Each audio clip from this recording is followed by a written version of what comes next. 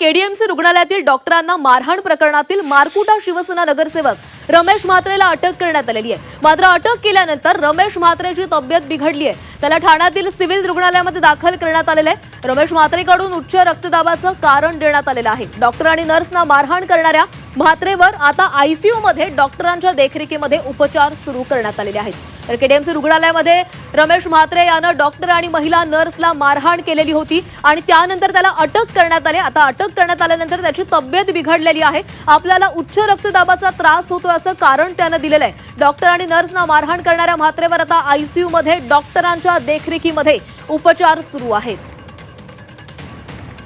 अटकेनंतर म्हात्रे डॉक्टरांच्या घरी गेलेले आहेत। ज्या डॉक्टरांना म्हात्रेनं मारहाण केलेली होती तेच डॉक्टर आता त्याच्या मदतीला गेलेले आहेत। डॉक्टरांच्या देखरेखीमध्ये त्याच्यावर उपचार केले जात आहेत। ज्यावेळेस डॉक्टर आणि नर्सला मारहाण केलेली होती त्यानंतर रमेश म्हात्रेची प्रतिक्रिया देखील समोर आलेली होती। आपण कोणत्याही पद्धतीची मारहाण केलेली नाहीये असं त्यांनी प्रतिक्रिया दिलेली होती। मात्र त्यानंतर त्याच्यावर कारवाई झाली, त्याला अटक करण्यात आली आणि आता अटक केल्यानंतर आज त्याला कोर्टात हजर केल्या जाणार आहे। त्याच्या आधी त्याची प्रकृती बिघडलेली आहे।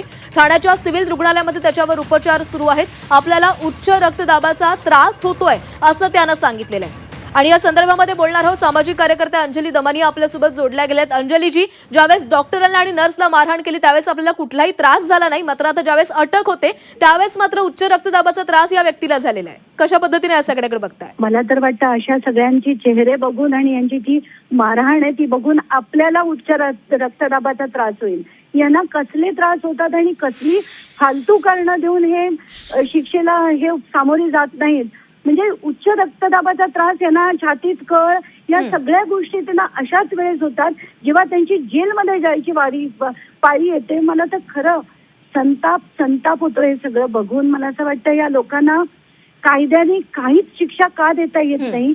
यांना उचलून पहिलं शासकीय रुग्णालयातल्या ईसीजी काढा, ते रिपोर्ट डॉक्टरांनी द्यायला सांगायला पाहिजे आपल्याला आणि अशा लोकांना तात्काळ त्यांच्यावर कारवाई झाली पाहिजे। पण यांचे पक्ष जे आहेत ते अशा प्रत्येक माणसाला पाठीशी घालतात। म्हणूनच आतापर्यंत आपण बघतो की ही इतकी जी त्यांची दादागिरी होती, ज्या पद्धतीने त्यांनी त्या डॉक्टरला आणि त्या माणसाला मारहाण केली, खरंच आता काय बोलावं सुचत नाही, खरंच सुचत नाही। खरं अंजलीजी, अशा प्रवृत्तींवर कठोरात कठोर कारवाई होण्याची गरज आहे। धन्यवाद दिलेल्या तुम्ही या प्रतिक्रियेसाठी। आणि या संपूर्ण घटनेचा आढावा घेतलेला आहे आमचे प्रतिनिधी शुभम कोळी यांनी।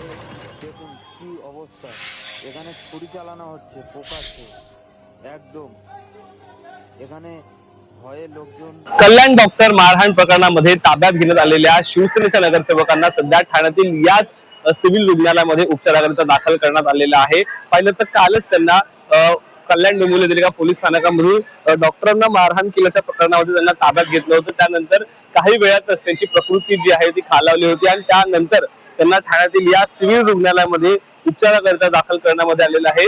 सिव्हिल रुग्णालयामधील तज्ञ डॉक्टरांच्या देखरेखीखाली त्यांच्यावर सध्या उपचार सुरू आहे।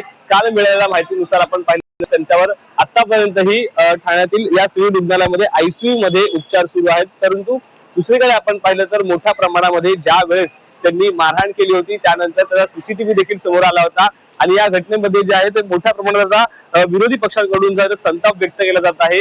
आदित्य ठाकरे असतील, त्याचबरोबर रोहित पवार असतील, त्यांनी देखील त्या पोलीस स्थानकामध्ये भेट देऊन कारवाईची प्रत्यक्षपणे मागणी जी आहे ती केली होती। त्यानंतरच श्रीकांत शिंदे असतील आणि त्याचबरोबर थेट पक्षाचे प्रमुख एकनाथ शिंदे असतील यांनी देखील दोषींवर कारवाई होणार असं एकंदरीत म्हटलं। त्यानंतर आता एकंदरीत आपण पाहिलं तर त्यांना ताब्यात रमेश म्हात्रेंना ताब्यात घेण्यात आलेलं आहे। त्यानंतर त्यांची तब्येत खालावल्यानंतर त्यांना ठाण्यातील याच सिव्हिल रुग्णालयामध्ये उपचाराकरिता दाखल करण्यात आलेलं आहे। त्यानंतर आता येणाऱ्या काळामध्ये रमेश म्हात्रे यांना अखेरीस कोर्टामध्ये केव्हा हजर करतील, पोलीस त्यांच्यावरती काय कारवाई करेल हेच पाहणं महत्त्वाचं असणार आहे। शुभम कोळी, झी मीडिया, ठाणे।